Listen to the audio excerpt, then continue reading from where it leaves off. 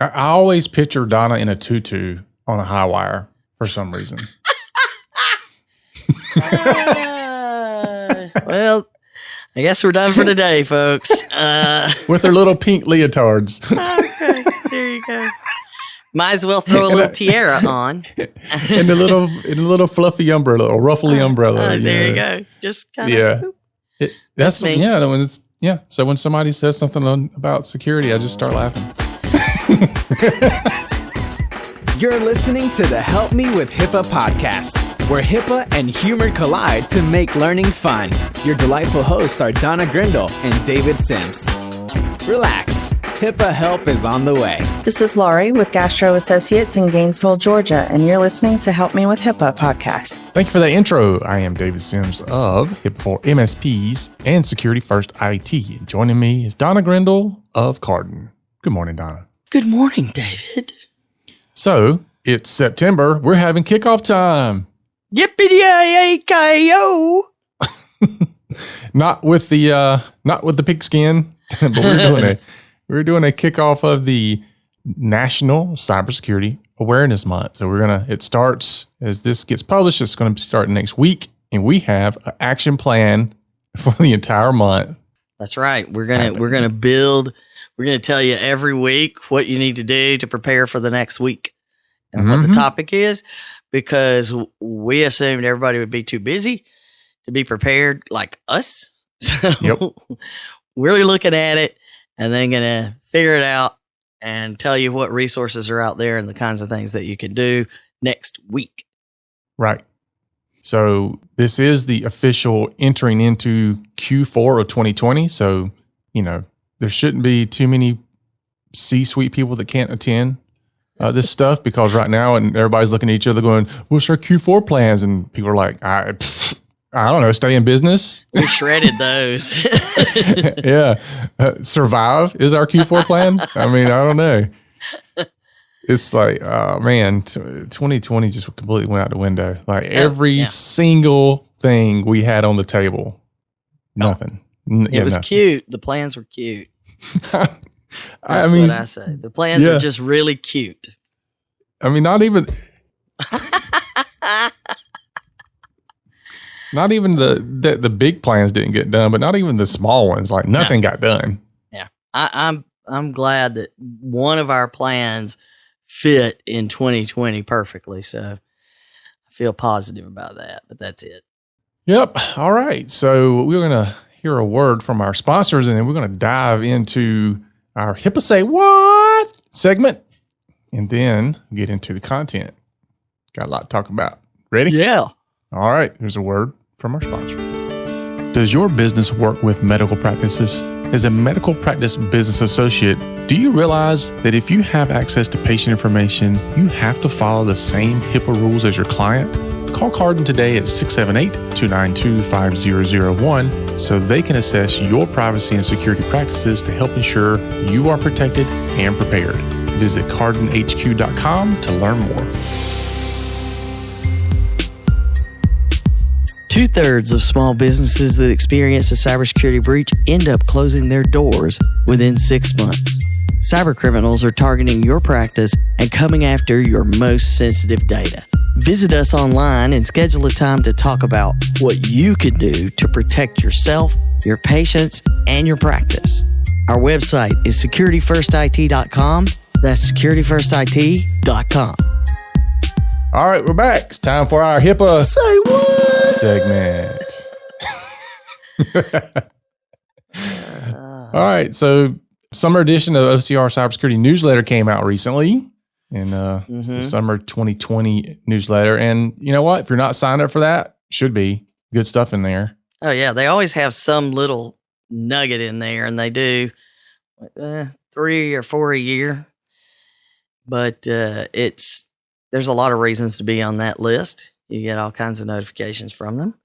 And I'll have a link to the newsletter, and it gives you a link to sign up for the list there on the bottom. But the summer 2020, I'm like, wow, that's bold. And what are you going to include? But I think often these newsletters will reiterate other things that we've seen from them. Yeah, which is kind of like, hey, pay attention. Yeah. We meant this. And in this one, it was why you need an IT asset inventory. And it makes me go back to, what was it? The last two that we were like, oh, these are so specific. It's kind of weird. Mm-hmm. The first one of those, I don't remember which one's which, but it mentions taking a complete inventory of everything. Right. And making sure you do it. And then we see this newsletter coming out. Yeah. And it's like, when they see things that are problems, this is how they get the word out. These are issues we're seeing, and these are ways that you can solve those issues. Listen to the podcast. Donna and David are telling you what to do. Yeah. But they did in the opening of it. You can read between the lines. We always do. I can read the lines and still get it. Yeah. But to me, the sentence that jumped out is OCR investigations frequently find that organizations lack sufficient understanding of where all of the EPHI entrusted to their care is located. And a news alert, OCR investigations aren't the only ones that frequently find that. I also frequently find that. And it's better for you to find it or me to find it than them to find it. Yeah, right? The cool thing about it is all I have to do is just ask, do you know where your EPHI is? And they usually look at me like, huh? Yeah. Well, we try to narrow it down. Instead of saying your IT asset inventory, we say, where's your PHI? Where's your data? How does it come in?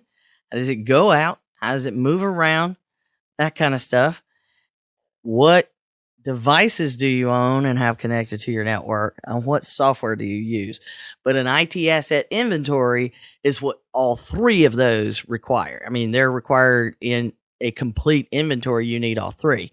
Right. But, we make an effort to not use terms like IT asset inventory. And let me tell you why. So this is where, and we discuss this in every boot camp, but there are terms that people use that are very different meanings in different sectors.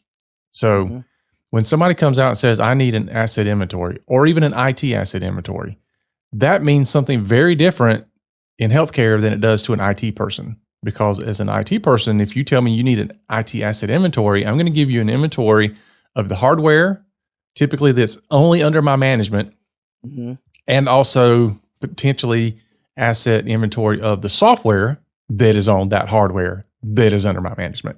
And That's it. That's it. That's all you're getting.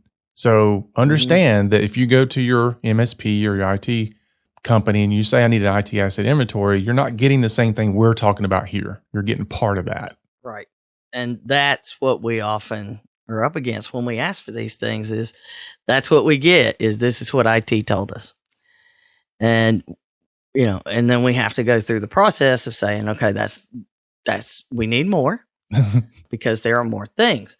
But one of the things, which is why this fell under HIPAA, say what, is they point out that no, HIPAA doesn't specifically say you need to have an IT asset inventory. But HIPAA does specifically say that you need to have a risk analysis.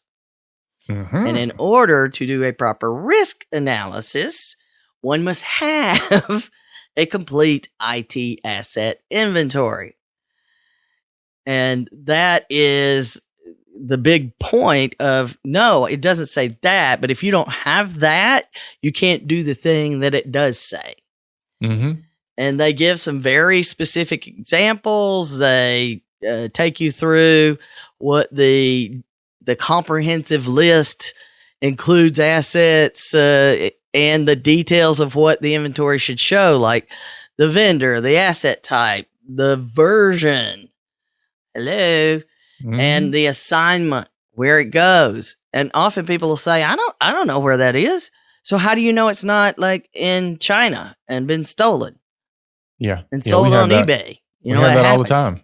Yeah. Have it all the time. We go in and we're like, okay, we're here to fix workstation 01. And then like, it's not there where it's supposed to be. And we start talking to someone like, oh yeah, we moved offices around and, you know, it's in the closet now, which, you know, fortunately we do have a way to see how often systems check in. So we're frequently calling clients and going, hey, this system hadn't been seen for like 7 days. What's up? Yeah.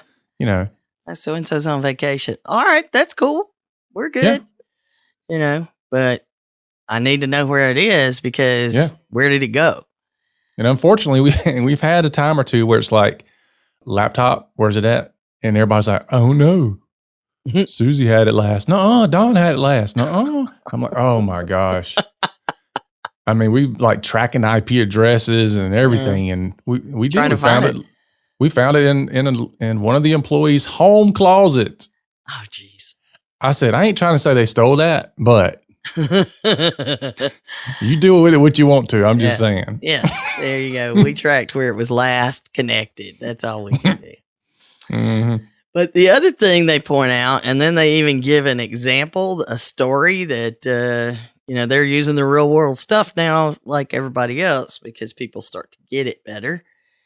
They bring up that not only do you need to know where all these things are, but you need to know how your data really moves around your network so that you can make sure you know where the EPHI is.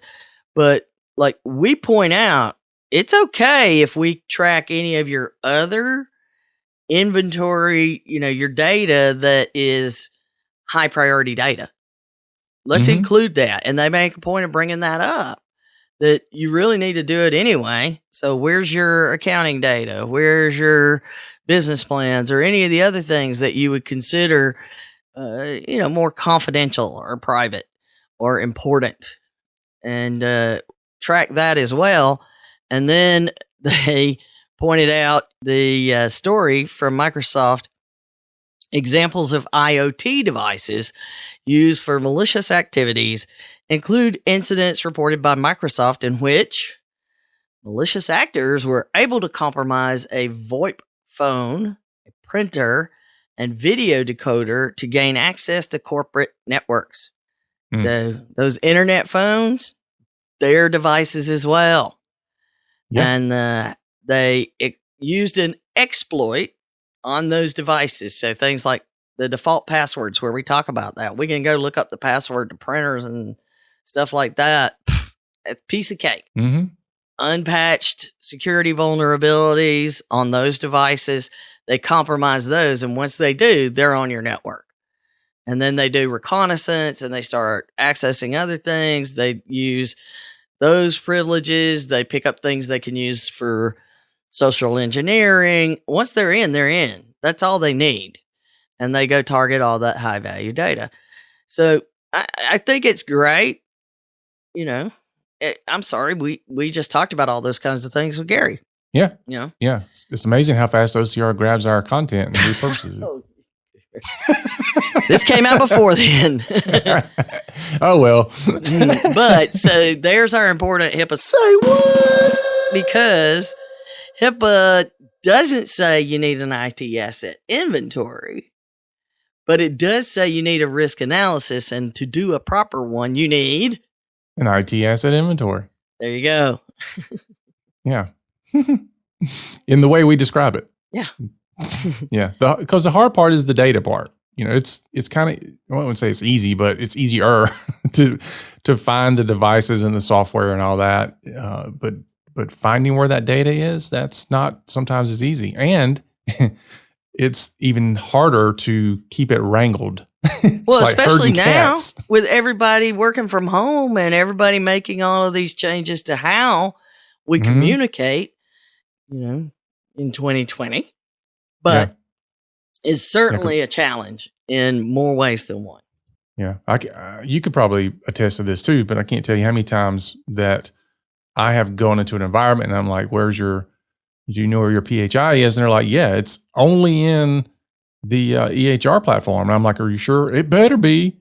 And then, you know, the very first workstation we pick is like, no, there's PHI all over this thing. And they're like, that is not the way we're supposed to do it. And I'm like, I get that, but that's the way people are doing it. And if this one person's doing it, other people probably are doing too. it that way. Yeah. Cause especially when it's, you hire somebody new and you put them in with that person, you're like, teach them how to do their job. They're going to show them all the bad habits they're doing. Yeah, that's goes back to our video we do in the boot camp about why you need policies and procedures. That's one of my favorite videos. Mm-hmm. Anyway, there's what we have for what we need to do. And there's a link to all of that with the details. And of course, there's been many times that we've mentioned it. So there you have it. Share it with anybody who tells you don't need to have that, because it is pretty clear if you do not have that. And when somebody asks for a risk analysis and you get one of those generated reports from a scan, that's why they look at it and say, yeah, you did the easy way, not the real proper way. This is true. Box.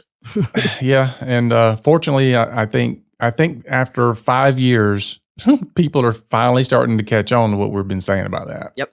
Check the box. Check the box. Yep. So, all right. So let's dive into the Cybersecurity Awareness Month stuff. And yes, let me start out of the gate and say the word cybersecurity always confuses me and my spell checker, because sometimes it's one word, sometimes it's two words. I mean, even when you look at how the acronym is, it's two words in the acronym, but then when you look at how they spell it in their logo, it's one word. So I don't know. But anyway, we're going to talk about the awareness month of it. And, it's a national thing. We missed the whole September National Insider Threat Awareness Month, but we got it on the calendar next year. Yeah.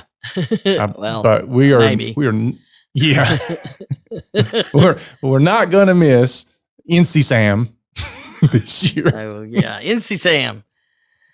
Yes. This year's theme is do your part, be cyber smart. And then if you connect it, protect it. Love those. And what was it? July, we did our whole, this is coming, plan for it. We haven't planned for it. So figured this was a whole month now. We know what we're going to cover. We're going to cover those topics and give you things that, you can use that are published, and some ideas about how to promote cybersecurity awareness. And we're going to be pushing all those out on social media as well. And the first 2 days of October, it's not a whole week. It's kind of just like they're the orphan days, and then there's 4 full weeks. So they're doing the 2-day kickoff. Whee! Yay! You know what that means? Pizza and beer for the office. Yeah, there you go. That's what we should do.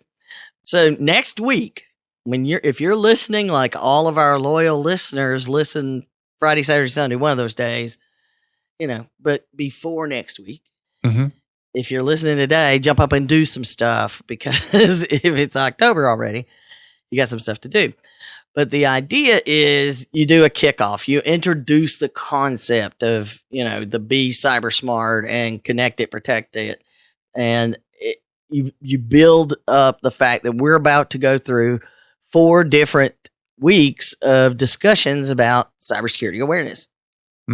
And they include things, do this in your community, do this at home, do it at work, in, your work groups, on social media, all kinds of things. There are ways that you can use these tools, and they even give you the details about how to do it.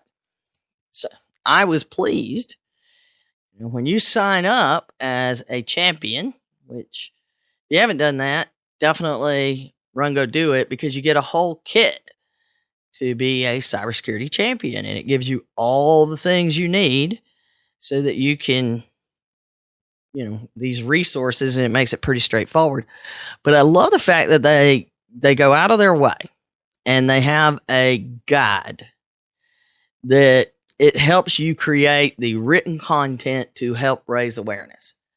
And they tell you there's a variety of tips. 1, what is the impact of cybersecurity on companies and empowering your people, raising awareness. It gets into simplicity and all of these other things. But the points that they make are, you don't want to threaten people and make it fear-based. And that's what so many people do. Mm-hmm. Whenever I see somebody's HIPAA presentation and it's all about the fines and penalties, and they're not even referencing the actual what the fines and penalties would be today. They're just talking about, what they've always talked about is this scary, horrible thing that Mm-hmm. you're going to be penalized. And I start off with, okay, that's not your concern. Statistically unlikely, unless you're really, really bad and you have a really bad breach. Right. So, Yeah. I think when you come at people with that, though, it's like you also kind of invoke the fight or flight, right. And most people aren't going to fight.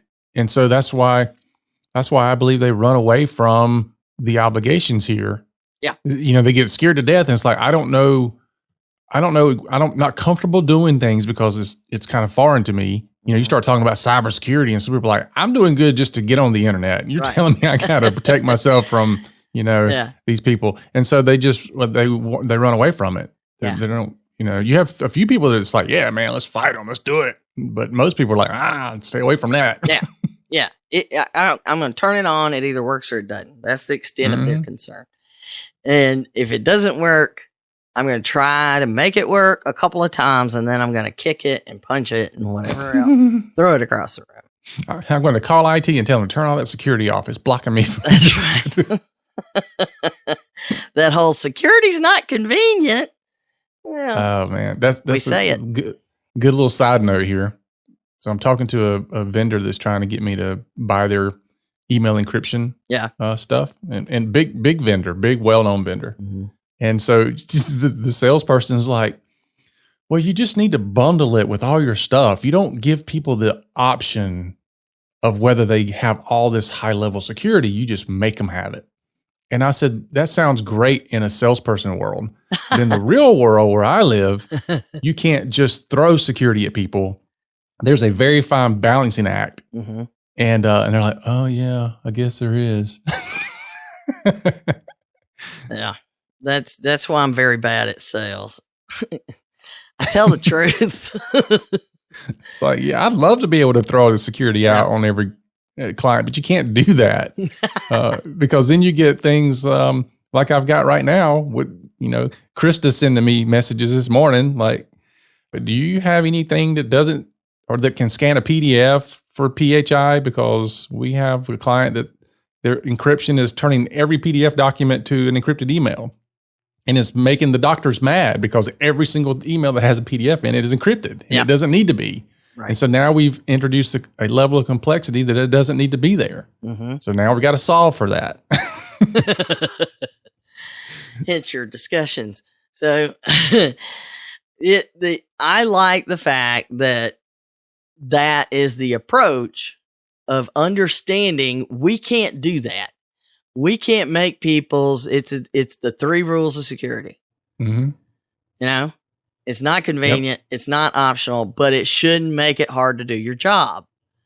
There's got to be a balance. And you're right. That's that key little balancing act, because balancing a triangle on a perfect center point is not easy. I always picture Donna in a tutu on a high wire for some reason. Well, I guess we're done for today, folks. With their little pink leotards. Okay, there you go. Might as well throw a little tiara on. And a little fluffy umbrella or ruffly umbrella. There you go. Just kind of. Yeah. That's me. Yeah. So when somebody says something about security, I just start laughing. I can't even. I got nothing. Just, dear listener, just for a second, just close your eyes and picture. No. I don't even want to do that.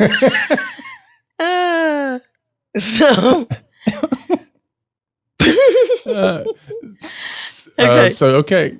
Alex, Alex, Mr. Pasta Moose Man. No. There's your next assignment. Donna in a tutu on iWire. Okay, we just went off the rails. So they also say don't paint scenes. Don't paint scenes like cyber criminals waiting at every online intersection ready to steal Social Security numbers. See, look how we segued right on back after painting a horrible scene.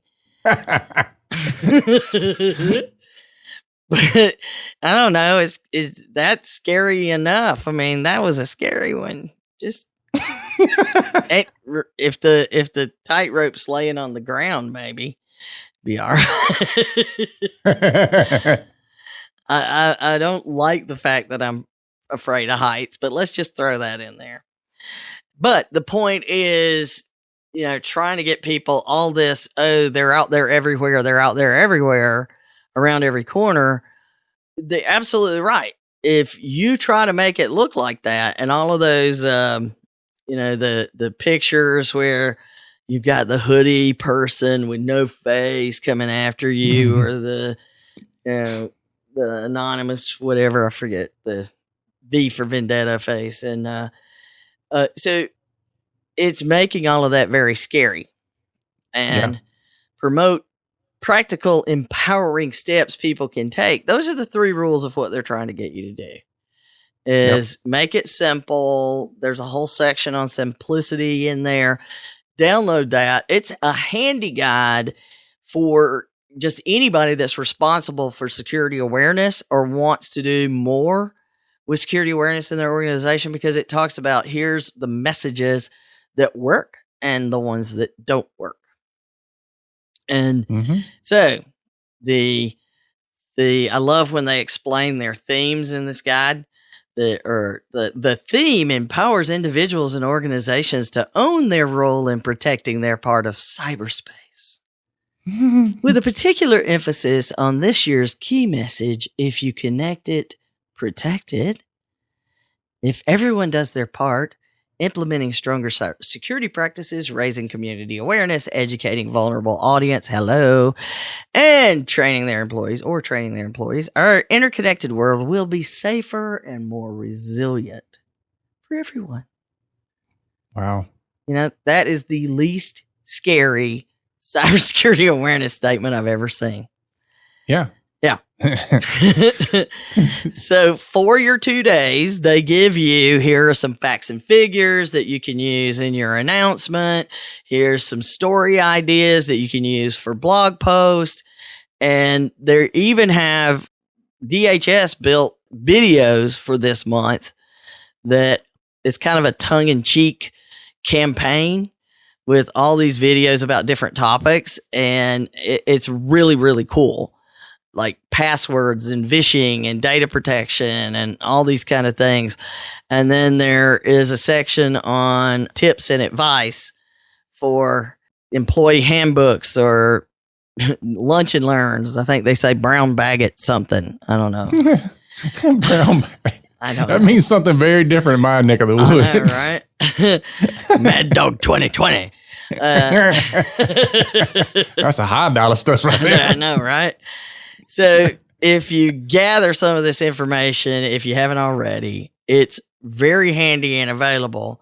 You can throw together, something pretty simple. And you just go out to the website. We're giving you the links. Everything's there. You can kind of assemble whatever you need to have, but do a 2-day introduction. Even if all you do is go to the Cybersecurity Awareness Month about page, which I did put a link in it, and you just copy and paste that into an email, go for it. But at least you're introducing the concept. And if you do nothing else, but each week, grab our podcast, and we're going to have links in there, and you pick something out of all the links that we give you, or you listen to us and you have some ideas, then whatever is there, good luck with figuring out something that works, that's reasonable and appropriate in your environment, because they do make a point of saying, do what's reasonable and appropriate in your environment. Right. Yeah. And if you happen to miss the boat, you can have your own cybersecurity awareness month. It doesn't have to be October. So don't think that, if you missed it, it's the middle of October or maybe it's November or December before you get around to this. Make it happen anyway. Well, yeah. If you miss October, then what you can do is pick a month that works best for you and then build a plan using these tools. Because there really is a lot of information. It's built professionally. It's freely available. And it gives the information that we want people to have. And I still believe that if we can teach people to do more about their security at home, they're going to do the things we need them to do at work. And this has a lot of stuff about securing your home as well. And remember that week 3 is specifically about healthcare. So what you could do is announce somewhere that is Cybersecurity Awareness Month, send out some stuff, and then plan the healthcare week to be the one week you do a lot of things. But use this, pick something, even if you just pick the healthcare week and do it in February. You're using tools that are freely available, and it's well-built stuff. And it's worth reminding everyone, this is documented cybersecurity awareness training. Yes, keep it. Put it in your documentation. Yeah, I can't believe we have to remind people, but I even have to remind myself. So you're right. You're right. Document everything that you're sending out. Keep it in your training documentation to show that, you think that OCR might be interested in knowing that you celebrate National Cybersecurity Awareness Month. Do you think that, David? Absolutely. I think that they would say, people are taking this seriously. Exactly. And they made that clear. We're looking to know that leadership takes this seriously. Yep. And so, you figure with the September Insider Threat Month that's happening, you got the Cybersecurity Awareness Month in October. So, you've got 2 full months of information and data coming at you with all types of pre-made content already.